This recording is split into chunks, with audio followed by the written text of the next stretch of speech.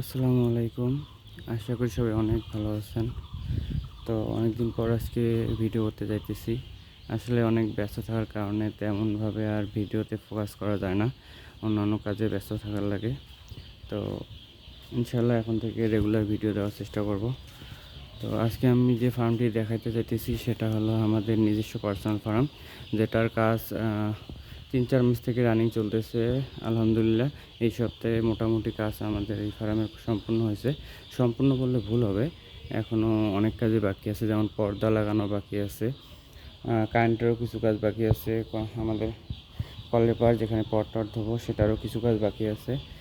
দেখতেই পারতেছেন এখনও কারেন্টের কাজগুলো সব যন্ত্রপাতি এখানে আছে, সেভাবে করা এখনও হয় নাই।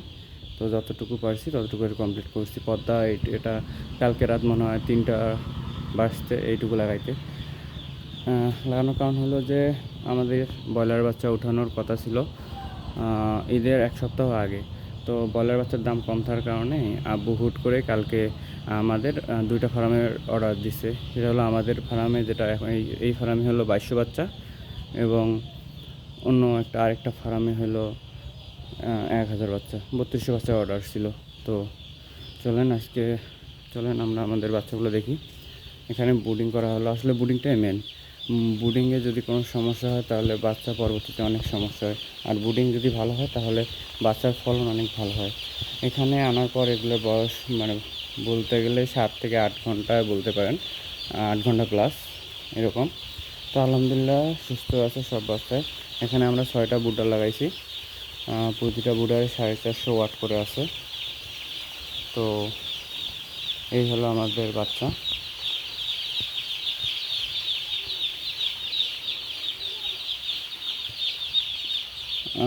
হয়তো 2-1 মধ্যে সম্পূর্ণ হবে আমাদের এই ফার্মের কাজ। দোয়া করবেন সবাই। এই ফার্মে কয়েকটা প্রশ্ন আসতে পারে, যেমন এই ফার্মে কতগুলো বাচ্চা পোষা যাবে। আমাদের এই ফার্মে ব্রয়লার বাচ্চা পোষা যাবে 2500, এবং সোনালী মুরগির বাচ্চা পোষা যাবে 3200-3300 মতো প্রায়।